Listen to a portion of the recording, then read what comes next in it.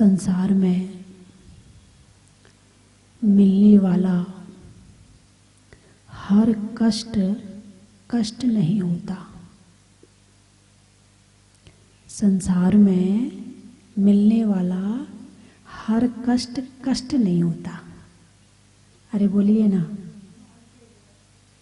सही है या गलत है मेरी बात है? अब आप दुकान पर बैठते हैं, धूप आती है, गर्मी लगती है, तो वो कष्ट लगता है आपको? नहीं लगता। क्यों? नोट गिनते समय गर्मी लगती है? नहीं लगती है। क्यों? नोट से मोह है। जहाँ मोह की तीव्रता हो जाती है वहाँ कष्ट भी कष्ट महसूस नहीं होता है। अपने बच्चों के लिए कष्ट सहन करते हैं, अपने रिश्तेदार के लिए करते हैं, अपने घर के लिए करते हैं। जब मकान बनवाते हैं तो कितने सारे कष्ट सहन करने पड़ते हैं। जब मंडी में जो लोग काम करते हैं तो जून के महीने की धूप में देखो कैसे बड़े बड़े आदमी घूमते रहते हैं। घूमते नहीं घूमते? और हम कहते हैं कि चलो यहाँ आपके शहर में संत आए हैं और 12 बजे की धूप में जून के महीने में वहाँ प्रवचन सुनने जाना है, फिर क्या होगा? अरे माता जी, धूप में प्रवचन सुनो, मारोगी क्या? धन इकट्ठा करने में मरना नहीं हो रहा है। तो बस यही है कि जहाँ लगन है, जहाँ रुचि है, जहाँ इंटरेस्ट है, वहाँ का कष्ट कष्ट महसूस नहीं होता। और जहाँ लगन रुचि इंटरेस्ट नहीं है वहाँ का कष्ट कष्ट महसूस होता है। यदि लगन आत्मा से लग जाए, आत्मा की जानकारी हो जाए, आत्मा के विषय में रुचि जागृत हो जाए, आत्मा के कल्याण के विषय में इंटरेस्ट आ जाए, तो फिर दीक्षा लेने में कोई दिक्कत नहीं लगती है। औरों को दिक्कत लगती है जो मोह में फंसे हैं, लेकिन जिन्हें आत्मा से लगन लग गई है उन्हें दिक्कत नहीं लगती है। तो चर्चा चल रही है 22 परिसहों पर। किस पर चर्चा चल रही है? कि मुनिराज के 22 परिसह होते हैं। तो कुछ जैसे क्षुधा, पिपासा, शीत, उष्ण, कल चर्चा हुई थी दंश मशक पर, यानी मच्छर पर। कल किस पे चर्चा हुई थी? मच्छर के ऊपर हुई थी। अगला परिसर है मुनिराज का नग्नत्व। दंश मशक के बाद नग्नत्व यानी दिगंबरत्व। मुनिराज कैसे रहते हैं? दिगंबर रहते हैं। कैसे रहते हैं? वस्त्र रहित रहते हैं। जिन्होंने घर, मकान, इन सब चीज़ों के साथ में वस्त्रों का भी त्याग कर दिया है, तो समझना अब जो स्थिति है वो पूर्ण अपरिग्रह की स्थिति है। अब इसके बाद में परिग्रह के नाम पर कुछ नहीं बचा, क्योंकि सारा संसार कहाँ से शुरू होता है? कपड़ों से। कहाँ से शुरू होता है? अब आपने कपड़े पहने, अब आज पहने हैं तो कल के लिए दूसरे कपड़े चाहिए, तो 2 जोड़ी हो गए। अब जो आपने उतारे हैं उनको धोना है, तो धोने के लिए साबुन चाहिए, पानी चाहिए, स्थान चाहिए, तो एक मकान चाहिए। अब मकान चाहिए तो मकान की सफाई करने के लिए भी चाहिए। अब मकान चाहिए, साबुन चाहिए, पानी चाहिए, तो पैसा भी चाहिए। अब पैसा चाहिए तो व्यापार भी चाहिए। बिना व्यापार के पैसा आने वाला नहीं है। अब मकान, पैसा अच्छा आ गया तो बड़ा मकान हो गया। अब अकेले मन नहीं लगता है तो जीवन साथी चाहिए। अब जीवन साथी आ गया तो संसार और बढ़ गया, अब उनकी चिंता और बढ़ गई। तो सारी कहानी कहाँ से शुरू हुई? कपड़े से। कहाँ से शुरू हुई? कपड़े से। अब जैसे पशु पक्षी हैं, कपड़े पहनते ही नहीं है, तो उन्हें धोने की चिंता नहीं है, दूसरे कपड़े की चिंता नहीं है। ठंड आई तो ठंड सहन कर ली, गर्मी आई तो गर्मी सहन कर ली, जहाँ मिल गया सो खा लिया, जहाँ जगह मिल गई तो सो गए, गुस्सा आए तो लड़ लिया। लेकिन मनुष्य एक सुसंस्कारित प्राणी है। मनुष्य अपना वर्तमान का जीवन, चाहे वो गृहस्थ का हो वो भी अच्छे से जी सकता है, और चाहे आध्यात्मिक हो तो उसकी भी चरम सीमा को प्राप्त कर सकता है। यदि मोह में जाता है तो गृहस्थ में पैसा कमा करके यहाँ अपने संस्कारित जीवन जीता है, और यदि इसको त्याग करके अध्यात्म के मार्ग पर आता है तो वहां भी संस्कारित जीवन जीता है। तो मनुष्य एक ऐसा प्राणी है जो अपने जीवन को उच्चता पर, शिखर पर ले जाकर अच्छे से जी सकता है। मनुष्य एक उत्कृष्ट प्राणी है, श्रेष्ठ प्राणी है। सभी प्राणियों में श्रेष्ठ प्राणी कौन है? मनुष्य है। उसे संस्कार मिलते हैं। जैसे आप जन्म लेते हो तो सारा घर आपको बोलना सिखाता है। माँ कहती बोल माँ माँ, मम्मी बोल, पापा कहते बोल पापा पापा, वो बोलना सीख जाता है। यदि ना सिखाया जाए तो मनुष्य बोल नहीं पाएगा। जैसे पशु हैं ऐसा ही रह जाएगा। मुस्कुराना भी सिखाया जाता है। जब सबको देखकर वो मुस्कुराता है, सब मुस्कुराते हैं उसको देखकर, तो वो भी सबको देखकर मुस्कुराने लगता है। तो एक एक चीज़ के संस्कार मिलते जाते हैं। और वो जो बच्चा कुछ भी लेकर नहीं आया अपने दिमाग में, वो यहाँ आकर बहुत कुछ सीख जाता है, चलना सीख जाता है। यदि बच्चे को चलना ना सिखाया जाए तो वो घुटनों के बल ही चलेगा। उसे उंगली पकड़ पकड़ कर सहारा देते हैं, फिर चलना सिखाते हैं। उसके लिए वो गाड़ी लेकर आते हैं जिससे वो खड़े होकर चलना शुरू कर दे। तो एक एक चीज़ के संस्कार दिए जाते हैं। और ये संस्कार वाली बात कही है तो केवल मनुष्य गति में ही है। देवता 16 वर्ष के कुमार जैसे जन्म ले लेते हैं। वो जैसे जन्मे हैं वो सब कुछ उस तरह से अवधि ज्ञान से और अपने ज्ञान से सब जान जाते हैं और अपना जीवन जीने लगते हैं। नरक में संस्कारों की जरूरत नहीं है। वहाँ तो वो पैदा होते ही लड़ना भिड़ना के अलावा कोई और काम नहीं होता है।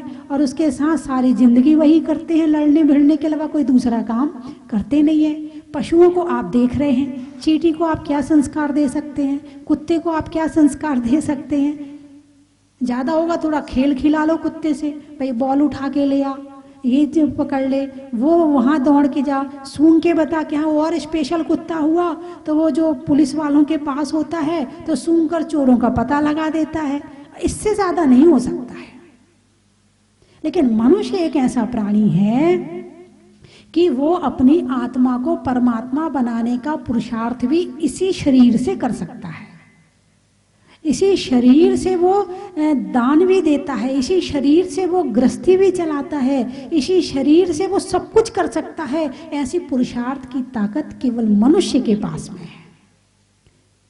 और मनुष्य केवल कपड़ों में उलझ कर रह जाए तो ये मनुष्य भाव का पतन है। ये केवल कपड़ों में रह जाए। सुबह कौन सी साड़ी पहननी है, शाम को कौन सी साड़ी पहननी है, अब शादी में जाना है तो कौन से कपड़े पहनना है, अब वहाँ जाना है, मंदिर जाना है तो कौन से कपड़े पहनना है, अब मार्केट जाना है तो कौन से कपड़े पहनना है। अब वो केवल कपड़ों में ही अपना दिमाग खराब कर ले तो समझना हम अपना दिमाग गलत जगह लगा रहे हैं। वस्त्र क्यों पहने जाते हैं? प्रकृति से रक्षा के लिए। क्यों पहने जाते हैं? भाई ठंड ना लगे, गर्मी ना लगे, लू ना लगे, धूप ना लगे, है इसलिए कपड़े पहने जाते। कपड़े पहनने का उद्देश्य क्या है? प्रकृति से रक्षा करना। और वो पुरुषार्थ आपको करने को मिला, आप सफल हैं इस पुरुषार्थ में। पशु पक्षी सफल नहीं है, शरीर उनके पास भी है। जो क्रियाएं आपके पास है वो सारी क्रियाएं उनके लिए भी हैं। वही सब कुछ, खाना पीना, सोना जागना, परिवार बसाना, सारा काम पशु भी करते हैं और एक मनुष्य भी करता है। मनुष्य थोड़ा सुसंस्कारित हो गया है और वो कपड़ों में उलझ के रह गया है। तो मामला यही रहा कि मनुष्य कपड़ों में उलझा पड़ा है और पशु खाने में उलझा पड़ा है। इससे ऊपर दोनों नहीं उठे हैं। लेकिन जब आत्म जागृति आती है, जब आत्मा के हित की बात याद आती है, जब शरीर नश्वर है और आत्मा अविनश्वर है, इस बात का ज्ञान होता है, जब पता चलता है कि ये शरीर मुझे किराए के मकान के समान मिला है, एक दिन मुझे ये खाली करना पड़ेगा, मैं आत्मा हूँ, ये शरीर मकान है, किराए का मकान है, तो फिर समझ लो, फिर लगता है कि नहीं, जितने दिन के लिए ये शरीर मिला है कुछ काम कर लो। आप लोग वो कहते हैं ना, जब तेरी डोली निकाली जाएगी, बिन मुहूर्त के उठा ली जाएगी। फिर इसमें ये भी लाइन भी आती है कि ये कुछ दिनों के लिए किराए का ये मकान मिला है, ये किराए ये भी खाली करा ली जाएगी, ऐसी लाइन इसी में आती है। तो मान लो जैसे आप जेसीबी मशीन है या कोई मशीन है, आप कभी कभी मकान बनवाते तो लाते होंगे, जो काम करवाते तो घंटे के हिसाब से मिलती है मेरे ख्याल से, 1000 रुपये घंटे, 2000 रुपये। या कोई खेती करता है तो ट्रैक्टर लेके आता है, वो हल नहीं चला करके वो ट्रैक्टर चला लेते हैं, वो भी घंटे के हिसाब से मिलता है। तो आप जब वो आता है तो आप उसको खाली बैठने देते हैं? नहीं बैठने देते हैं। तो क्या करते हो? हाँ, 1000 रुपये घंटा लग रहा, खाली मत बैठना, पूरा काम करके जाना। करते कि नहीं करते? पूरा उपयोग करते हो। क्यों? वो किराए का है, उसको नोट देने पड़ेंगे। क्या देना पड़ेगा? नोट देना पड़ेगा, इसलिए उसका एक एक क्षण का उपयोग करते हो, 1 मिनट भी उसे खाली नहीं छोड़ते हो। अब यदि ये शरीर है, एक तरफ आत्मा रखी है और एक तरफ शरीर रखा है, 5-7 शरीर रखे हैं, एक कल्पना कर रहे हैं, ये रियल नहीं है, ये तो कर्मों के उदय में हमें मिल ही जाता है, लेकिन फिर भी इसकी कीमत बताने के लिए ये बात बता रही हूँ मैं कि एक तरफ आत्मा है और एक तरफ शरीर रखे हैं। अब आपको शरीर किराए से मिलने के लिए कहा जाता है कि आपको इतने शरीर रखे हैं, और बढ़िया वाला शरीर कौन सा है? मान लो कुत्ते का है, बंदर का है, बिल्ली का है, इतने सारे मनुष्य का है, और आपसे कहा जाए आपको इसमें से कौन सा वाला शरीर चाहिए, तो आप कौन सा मांगेंगे? मनुष्य वाला। लेकिन मनुष्य वाले शरीर का किराया बहुत है। अरे बोलिए ना, लोगे नहीं लोगे? भाई काम जिससे होना उसी से तो वही तो लेंगे, किराया भले ज़्यादा लग रहा हो। अब पशु की पर्याय में हमारा काम नहीं हो सकता है, पक्षी की पर्याय में हमारा काम नहीं हो सकता है, काम होगा तो केवल मनुष्य के शरीर से सफलता प्राप्त हो सकती है, तो लेना तो वही पड़ेगा। अब किराया भी उसका ज़्यादा है। अब आपने वो शरीर ले लिया और आपकी आत्मा उस मनुष्य के शरीर में प्रवेश कर गई। अब वो मनुष्य के शरीर में 1000 रुपये घंटे का किराया लग रहा है। कितना लग रहा है? 1000 रुपये घंटे का। और 24 घंटे में कितना हो गया? 24,000। अब उस शरीर में आपको सोना भी पड़ेगा, खाना भी पड़ेगा, आपको सब काम। अब आप कितनी देर सोओगे? कम से कम सोओगे या ज़्यादा से ज़्यादा सोओगे? अरे बोलिए ना, हैं? कम से कम सोएंगे। अच्छा, फिर यदि कोई आपसे फालतू बातें करने के लिए आ जाए तो नहीं करोगे? क्यों? किराया लग रहा है, फालतू बातों में समय थोड़ी खराब करेंगे, ऐसे करोगे ना, हैं? यानी जितने व्यर्थ के काम हैं आप एक भी नहीं करोगे। भाई हम लक्ष्य लेकर आए हैं कि मुझे इस शरीर से इतने साल में ये काम करवाना है। यदि मैंने ये काम, ये समय मैंने किसी और में लगा दिया तो जिस काम के लिए मैंने शरीर किराए से लिया है वो शरीर मिलने वाला नहीं है, और फिर किराया लग रहा, प्रति क्षण किराया लग रहा है। आपको क्या लगता है आप जिस शरीर में रह रहे हैं आपका किराया नहीं लग रहा है?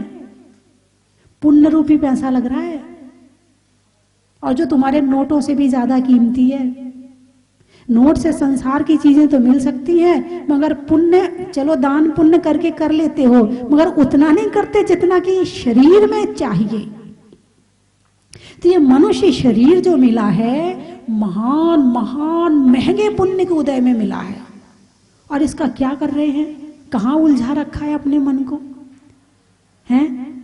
घर में, खाने में, पीने में, लड़ने में, क्रोध करने में, ईर्ष्या करने में, कषाय करने में, है लोभ करने में, हिंसा, झूठ, चोरी, कुशील, परिग्रह करने में इस मन को, इस शरीर को लगा रखा है। अब मुझे ये बताओ, क्या ये इस शरीर का सदुपयोग है या दुरुपयोग है? और तुम्हारी मशीन जो तुमने किराए से ली है, तुम उस ड्राइवर को डांट लोगे। अब इस गाड़ी के ड्राइवर तो तुम ही हो, अब तुम किसको डांटोगे?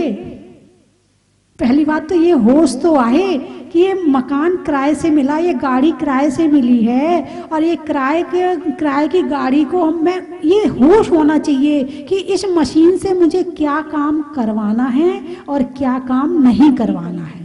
पहले इस बात का होश होना जरूरी है। जब तक होश नहीं होगा तब तक इस बात का हो ही नहीं सकता ये कि तुम इससे सदुपयोग कर लो।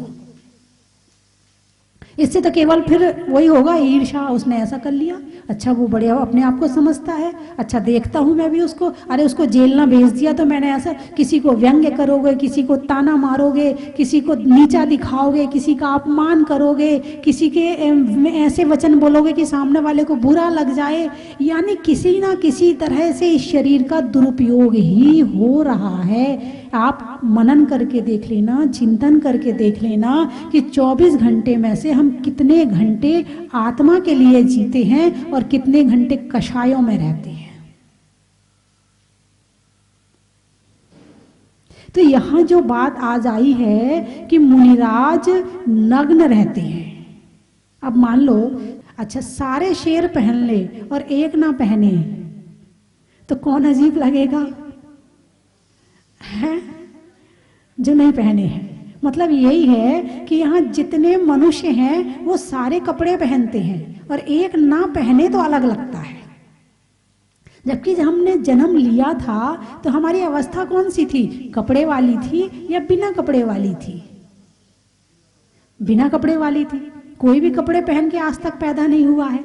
आए थे तब दिगंबर थे और जब जाओगे तब भी दिगंबर जाओगे, तब भी वहां भी कुछ नहीं मिलने वाला।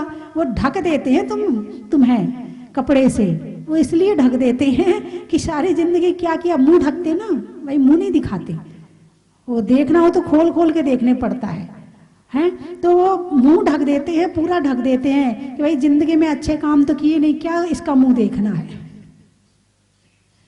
अच्छे काम किए होते तो समाधि होती, समाधि होती तो फिर पालकी में बिठाते, मुंह खोल के दिखाते कि देखो इन्होंने जैसा काम किया है वैसा काम तुम्हें भी करना है। तो समाधि में तुम्हारा मुंह दिखाया जाता, लेकिन बाकी लोगों का मुंह नहीं दिखाया जाता है। तो जब जाओगे तब भी कपड़े नहीं होंगे और जब आए थे तब भी कपड़े नहीं थे। तो इसका मतलब हमारी जो नेचुरल अवस्था है, हमारी जो प्राकृतिक अवस्था है, वो हमारी अवस्था है दिगंबर। कौन सी अवस्था है? दिगंबर। और यहाँ आकर जितना जितना कपड़े के साथ मकान आ गया, परिवार आ गया, ये आ गया, वो आ गया, सारा संसार बस गया। और जैसे ही कपड़े छोड़े तो सारा संसार छूट गया। अब क्या बचा? टेंशन करने के लिए किस किस का टेंशन करते हो? घर का, मकान का, धन का, बच्चों का, पत्नी का, माता का, पिता का, बहन का, भाई का, रिश्तेदारों का, मित्रों का, इनकी टेंशन तो करते हो। और ये सब कहाँ से जुड़े हैं? सब कपड़ों से जुड़े हैं। जब तक कपड़े हैं तो तुम्हारे हैं सब, और कपड़े छूटे तो सब छूट गए। जितने कपड़े वाले हैं वो सब छूट गए। बिना कपड़े के होते ही कपड़े वाले सारे छूट गए। और जब का सारे छूट गए तो चिंता किसकी बची? अब किसी की चिंता नहीं बची। और जहां चिंताएं होती हैं वहां धर्म नहीं होता है। जहां चिंताएं होती हैं वहां ध्यान नहीं लग सकता है। जहां चिंताएं होती हैं वहां पर स्थिरता नहीं होती है। प्रति क्षण मन चंचल रहता है, प्रति क्षण मन व्याकुल रहता है, प्रति क्षण संसार भोगों की तरफ भागता है। अब वहाँ शादी में जाना है, अब ये वाले कपड़े खरीदना है, अब उनकी शादी में जाना है, पुराने थोड़ी पहनेंगे। एक बार वो वाली शादी में पहन तो लिए, वहीं तो सारे लोग आएंगे, अब दोबारा थोड़ी वो वाली साड़ी पहन लेंगे, वो वाले कपड़े पहन लेंगे। अब नए कपड़े बनवाने हैं। और ज़्यादा स्टैंडर्ड हुआ तो कार्ड में लिख के आ गया, महिला संगीत में ये साड़ी पहनना है, फेरे में ये साड़ी पहनना है, वरमाला में ये साड़ी पहनना है। ज़्यादा और स्टैंडर्ड हुआ तो ये, मतलब आप जब फोटो खिंचाते हो और आप घर में हो और अपने घर के कपड़े पहने हो, और जब फोटो खींचने के लिए कोई आपसे कहता है कि बढ़िया कैमरा आया है, 10 लाख रुपए वाला कैमरा है, आइए आपकी फोटो खींचते हैं, तो आप क्या करोगे? 5 मिनट रुक, क्या कहोगे? 5 मिनट, अभी कपड़े बदल के आए, अब फोटो तुम किसकी खिंचवा रहे हो? अरे बोलिए ना, फोटो किसकी खिंचवा रहे?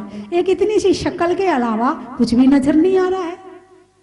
इसका मतलब फोटो तुमने कपड़ों की खिंचवाई और क्या कहते हैं, मेरी फोटो है। अब सच बताओ, तुम्हारी फोटो है या कपड़े की फोटो? उस फोटो में कपड़े ज्यादा दिख रहे कि तुम ज्यादा दिख रहे?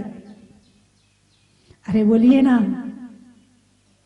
आप मुस्कुरा रहे हैं और ढंग से आपका मुस्कुराना भी नहीं दिख रहा है क्योंकि मुंह पे कपड़ा लगा है। नहीं नहीं, बिल्कुल नहीं, ये तो बहुत जरूरी है, ये तो दवाई है, दवाई। ये कपड़ा लगाना तो एक दवाई है इस समय पर है। तो इन वस्त्रों के कारण से आत्मा तक ढक गई है। इन वस्त्रों से इतना मोह कर लिया, और वर्तमान समय में इतनी फैशन कपड़ों की, इतनी फैशन कपड़ों की, हे भगवान, कि मतलब मुझे तो ऐसा लगता कि बहुरूपिया, तो पुराने समय की एक बहुरूपिया की कहानी आती है कि वो कई रूप बदलता था। एक बहुरूपिया था, तो वो जिस रूप को धारण करता था वो बिल्कुल वैसे ही हो जाता था। तो लोगों ने उसका नाम बहुरूपिया रख दिया। अब एक बार राजा ने बुलाया, तो बोले मुझे भी कुछ अपना रूप बदल के दिखाओ। बोले ठीक है महाराज। वहीं राजकुमार बैठा था, बोले मुझे शेर का रूप बना के दिखाओ। बोले क्षमा करें राजकुमार, क्योंकि मैं जिस रूप में जाता हूँ मैं उसी रूप में हो जाता हूँ। यदि मैं शेर बन गया तो कोई घटना घट जाए तो फिर मैं जिम्मेवार नहीं हूँ। अब राजकुमार ने तो जिद ही पकड़ ली, नहीं मुझे तो शेर का ही रूप बन के दिखाओ। अब राजा ने कहा भाई ठीक है, अब जिद कर रहा है तो अभयदान है, यदि कुछ हुआ तो मैं तुम्हें सजा नहीं दूंगा, अभयदान दे दिया। अब उसने वो शेर का रूप बना लिया। अब शेर का रूप बनाया तो एकदम से खिड़की से छलांग लगा के अंदर आया और शांति से जाके राजकुमार के सामने बैठ गया। अरे बोले तू तो शेर नहीं लगता, तू तो कुत्ता लगता है, कुत्ता। अब वो तो जिस रूप में जाता था बहुरूपिया, उसके भाव भाव सब उसी रूप में हो जाते थे। उसने तो राजकुमार को उठाया और अब राजा को तो बड़ा कष्ट हुआ। राजकुमार की मृत्यु बहुत बड़ी बात है, अब सजा दे नहीं सकता है क्योंकि पहले कह दिया था कि अभयदान है। अब राजा इतना दुखी रहने लगा कि राजकाज में उसका मन ना लगे। अब उसके बाद राजा ने फिर बहुरूपिया को बुलाया। बोले अब तुम ऐसा करो, मुनि का वेश बना के आओ और मुझे उपदेश दो, मुझे संबोधन दो, ताकि मैं जागृत हो सकूं, मैं बहुत ज़्यादा दुखी हो गया हूँ। तो बहुरूपिया ने कहा महाराज सारे वेश बनाकर उतारे जा सकते हैं, मगर मुनि का वेश बनाकर उतारा नहीं जा सकता है। इसके लिए मुझे 6 महीने का समय चाहिए। कितने दिन का?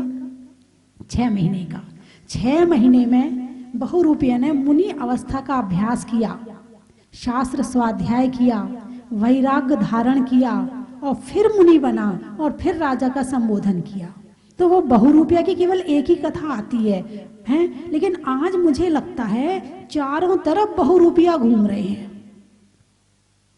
मंदिर जाएंगे तो यूं लगेगा कि ऐसे कि इनकी जैसे बहू नहीं होएगी कोई संसार में, ऐसा सिर ढका, ये ढका, वो ढका, और वहां से निकलते ही नहीं, आपकी बात नहीं कर रही हूं, हैं?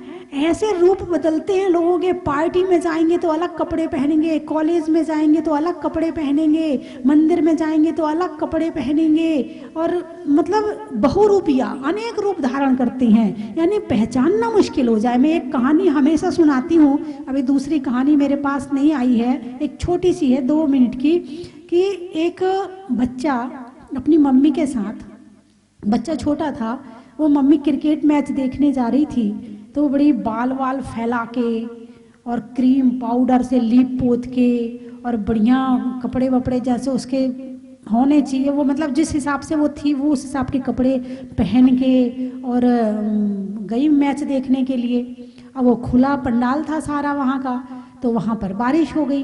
अब बारिश हुई तो वो भीग गई, बच्चा सो गया था। अब वो इंटरेस्ट तो उसकी मम्मी को आ रहा था, बच्चे को तो नहीं आ रहा था, वो सो गया। अब बच्चा, मम्मी भीग गई तो सारा मेकअप उतर गया, बाल चिपक गए, कपड़े भी अलग तरह के हो गए। अब वो बच्चा उठा सो के तो रोने लगा, चिल्लाने लगा, मेरी मम्मी कहाँ है, मेरी मम्मी कहाँ है। उसने कहा बेटा मैं तेरी मम्मी नहीं, तुम मेरी मम्मी नहीं, मैं तो दूसरी मम्मी के साथ आया था। मतलब ऐसे बहुरूपिया बन रहे हैं कि अपना बच्चा ही अपने को पहचानने से इनकार कर देता है। और जब दीक्षा लेते हैं तो ऐसे वस्त्रों का भी त्याग करवाया जाता है। करवाया नहीं जाता है, हो जाता है, करना नहीं पड़ता है। जब वैराग आता है, जब आत्मा नजर आती है, तो शरीर तो आत्मा के अति निकट है, इससे ही काम करवाना है, ये छोड़ नहीं सकते हैं, इसीलिए वो बच जाता है। उसके अलावा जितना परिग्रह होता है वो सारा छूट जाता है। और जब नग्न रहते हैं, सारे लोग कपड़े पहन रहे हैं और मुनिराज कपड़े नहीं पहनते हैं, और जो लोग जानते हैं धर्म को, जो लोग जानते हैं त्याग को, जो लोग जानते हैं तपस्या को, वो तो उन्हें नमस्कार करते हैं, और जो नहीं जानते हैं वो उन्हें गाली भी देते हैं। संसार में बहुत जीव है ऐसे।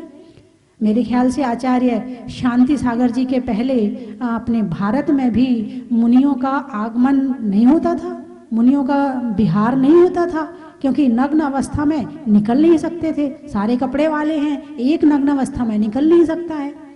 फिर उसके बाद आचार्य शांति सागर जी ने काफी प्रयास किया, पुरुषार्थ किया अंग्रेजों के समय में, और फिर विहार किया, कलकत्ता तक गए। तो इस तरह से परंपरा ये दोबारा अभी शुरू हुई है, लेकिन ये परंपरा तो अनादिकाल की है। दिगंबर, दिगंबर किसे कहते? दिग यानी दिशाएं, दिग यानी दिशाएं, और अंबर यानी वस्त्र, जिसके दिशाएं ही वस्त्र है, उसे कहते हैं दिगंबर।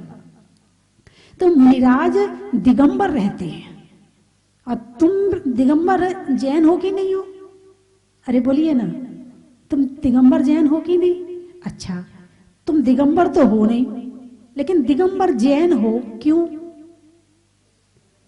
क्योंकि दिगंबर को मानने वाले हो, दिगंबर धर्म को मानने वाले हो, इसलिए तुम मतलब दिगंबर हो तो अपनी वजह से नहीं हो, देव शास्त्र गुरु की वजह से हो, तो तुम्हारे आराध्य दिगंबर हैं। तो जब ऐसे बहुत सारे उपसर्ग आपने सुना भी होगा कि कई बार तो कुछ लोग कपड़े लेके आ जाते हैं कि पहनाओ मुनिराज को कपड़े, ये ऐसा क्यों घूम रहा हमारे गांव में, नहीं रह सकता हमारे यहाँ पर। बहुत बार होता है, बहुत बार उपसर्ग आते हैं, लेकिन इस उपसर्ग को भी मुनिराज बड़ी शांति से सहन करते हैं। वे जानते हैं कि ये प्राणी अज्ञानी है, वे जानते हैं कि शायद ये आत्मा को नहीं जानते हैं, वे जानते हैं कि ये धर्म को नहीं जानते हैं, इसीलिए ऐसा कर रहे हैं, और वरना ऐसा करने वाले नहीं थे।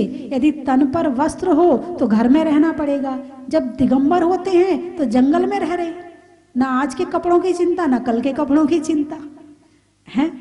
तो इसीलिए जंगल में रहने के लिए अपरिग्रही होना जरूरी है, और ध्यान करने के लिए अपरिग्रही होना जरूरी है। अब ध्यान करने मान लो जंगल में बैठे हैं और उनके पास 2 कपड़े हैं, तो एक तो वो बचा के रखेंगे, तो कहीं छुपाएंगे, कहीं चूहा ना काट ले, कहीं कोई पशु पक्षी उठा के ना ले जाए, तो उसको बचाने की, तो दिमाग कहाँ रहेगा? कपड़ों में। दिमाग कहाँ रहेगा? कपड़ों में। तो संसार के समस्त परिग्रह से मन हट जाए और मन केवल आत्मा के ध्यान में एकाग्र होकर के लग जाए, इसीलिए वस्त्र का भी त्याग किया जाता है। इसीलिए मुनिराज दिगंबर रहते हैं। कहते हैं गात मात्र परिग्रह, गात्र मात्र परिग्रह, गात्र यानी शरीर, गात्र यानी शरीर, जिनका मात्र शरीर ही परिग्रह है। कपड़ों तक का परिग्रह उतर गया, अब शरीर को भी परिग्रह माना है। आप शरीर को परिग्रह मानते हो कि नहीं मानते हो? अरे बोलिए ना, है शरीर को परिग्रह, चलो कपड़ों को तो मान लिया तो छोड़ दिया, लेकिन शरीर को परिग्रह मानते हो कि नहीं मानते हो? अब मुझे ये बताओ, एक होता है स्व और एक होता है पर। पर शब्द यानी दूसरा, पर यानी दूसरा, और स्व यानी मैं। स्व यानी मैं आत्मा हूं, तो मैं शरीर हूं क्या? नहीं हूं, तो शरीर क्या हो गया? पर हो गया। तो जितना स्व के अलावा जितनी पर वस्तु है, वो चाहे शरीर क्यों ना हो, वो भी परिग्रह है। कर्म भी परिग्रह है, चाहे पुण्य कर्म हो चाहे पाप कर्म हो, वो भी परिग्रह है। तो परिग्रह का त्याग, अब शरीर का त्याग तो नहीं कर सकते। शरीर एक गाड़ी है, अब साधना किससे करवानी है? शरीर से। जब शरीर से साधना करवानी है तो इसका किराया भी देना पड़ेगा, तो मुनिराज किराया भी देते हैं, ऐसा नहीं कि नहीं देते, देते हैं। क्या देते हैं? एक टाइम आहार देते हैं। आहार क्या हो गया? इस शरीर का किराया हो गया। अब 24 घंटे काम कर तू। तो इस शरीर को जिसने नौकर समझ के, गाड़ी समझ के काम लिया है, इस गाड़ी ने उसे मंजिल पे पहुंचा दिया है, और जो इस गाड़ी की सेवा में लग गया है वो यहीं का यहीं रह जाएगा। तो मेरी बात आपकी समझ में आई कि नहीं आई? अरे बोलिए ना। है तो आज चर्चा हुई कि मुनिराज दिगंबर रहते हैं और उनके ऊपर उपसर्ग आते हैं, पत्थर फेंके जाते हैं, मारा भी जाता है, बुरे बुरे वचन भी कहे जाते हैं, और मतलब जिस तरह जितने उपसर्ग हो सकते हैं मुनिराजों पर होते हैं। और आज भी कई स्थान ऐसे हैं कि जहाँ पर मुनिराजों का विहार नहीं हो सकता, आज भी है, नहीं जा सकते वहाँ मुनिराज। यदि चले जाओ तो उपसर्ग तो निश्चित होना ही होना है, और कोई गया है तो बिना उपसर्ग के लौटा नहीं है। और कई बार तो पुलिस प्रशासन व्यवस्था साथ रखनी पड़ती है कि मुनिराज पर कोई उपसर्ग ना हो जाए। तो जब तक धर्म को नहीं जानेंगे, आत्मा को नहीं जानेंगे, तब तक कष्ट और परिसय सहन नहीं होते हैं। लेकिन मुनिराज इस दिगंबर नग्नत्व परिचय को भी सहन करते हैं।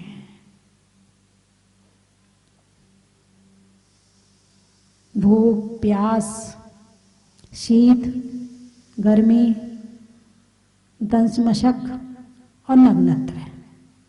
अब कल अगले परिचय पर चर्चा करेंगे।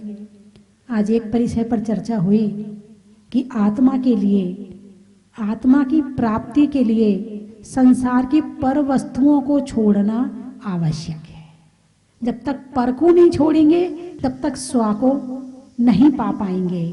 तो पर को पर मानना होगा। सबसे पहली श्रद्धा तो ये जमानी है कि पर को पर मानना होगा। भले आप घर में रहते हैं, सारे काम करते हैं, श्रद्धा में एक बात रखें कि मैं आत्मा हूं और बाकी सब परिग्रह है। श्रद्धा को इतना मजबूत बनाए कि ये श्रद्धा तुम्हें एक दिन दीक्षा दिलवा दे, इतनी मजबूत बनाए। अभी घर छोड़ने को नहीं कह रही हूँ, लेकिन श्रद्धा तो बना ही सकते ना, भाव तो बना ही सकते ना। सारा काम भाव का ही तो है। चलिए, चलने में पात का, मित्रों में साथ का, तीर्थंकरों में मुनि सुब्रत नाथ का, पंखा में झलने का, बच्चों के लिए पलने का और भगवान की जमीन से निकलने का, हिंदी में मात्रा का, स्कूल में छात्रा का, आज आपकी जहाजपुर की यात्रा का, त्रियंचों में बिल्ली का, डंडा में गिल्ली का, आने वालों में दिल्ली का, गुरुओं के आशीर्वाद का, नहीं होने में विवाद का, और आने वालों में फिरोजाबाद का। और कहाँ से आए हैं पीछे वाले? कहाँ से आए? बूंदी से। पक्ष में सुधी का, मंदिर में वेदी का, और आने वालों में बूंदी का। और कहीं के हैं तो नहीं? गाने में सुर का, नृत्य में नुपुर का, आने वालों में जहाजपुर का, धरती के लिए अंबर का, महीने में दिसंबर का, और धर्मों में दिगंबर का, नदी में नाव का, शरीर में पांव का, और सुधारने में भाव का, अनाज में दाने का, इनाम में पाने का, और आत्मा के प्रति श्रद्धा बनाने का। बोलिए 24वें भगवान की। पारस चैनल के माध्यम से आपके प्रवचन रोज सुनते हैं। हमारे यहाँ शांति धारा प्रतिदिन देखी जाती है। उसके वजह से हम लोग को ऐसा लगता था कि कब चले जाएं हम आपके दर्शन के लिए। प्रतिदिन मतलब शाम के जो प्रवचन होते हैं उसको सुनने के, भले हम सुन ना पाए पर टीवी चालू रहती है, रसोई तक उसकी आवाज़ आती है हमारे लिए। बंद आए आता जी।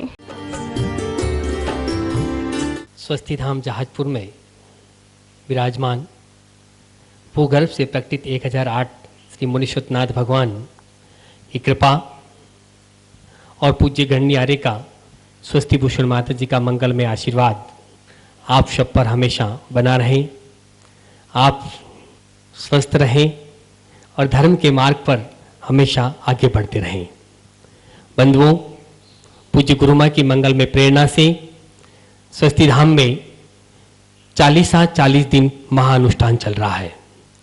8 नवंबर 2020 से 17 दिसंबर 2020 तक। उस दिन आपके नाम से शांतिधारा, मुनीश्वर विधान और मुनीश्वरनाथ भगवान के समक्ष 40 बार चालीसा का पाठ होगा। अपने घर में सुख, शांति और समृद्धि के लिए, शनि ग्रह बाधा को दूर करने के लिए, रोग शोग आदि व्याधि को दूर करने के लिए आप एक दिन के चालीसा, विधान और शांतिधारा के पुण्यार्जक बन सकते हैं, जिसकी न्योछावर राशि मात्र 5100 रुपये है। बंधुओं, इस कोरोना महामारी के भीषण काल में पूज्य माता जी ने हम सबको यह अवसर प्रदान किया है कि आप अपने घर में रह करके अपने उत्तम स्वास्थ्य के लिए, रोग शोग आदि व्याधि को दूर करने के लिए इस स्वस्ति धाम जहाजपुर में विराजमान मुनीश्वरनाथ भगवान के मस्तक पर अभिषेक करवाएं, शांतिधारा और चालीसा करवाएं। तो आप अपना नाम यहाँ पर दे सकते हैं। साथ ही मुनीश्वरनाथ भगवान का अभिषेक और शांतिधारा दर्शन का लाभ आप सबको मिल सकता है। आप स्वस्ति धाम जहाजपुर में पधारें। यहाँ पर आवास की एवं भोजन की समुचित व्यवस्था है। धन्यवाद। चन की थाल को सजाओ रे आज, रत्नों की थाल को भर लाओ रे आज। आओ आओ करे रे गुणगान आरती भगवन की। आओ आओ करे गुणगान आरती भगवन की।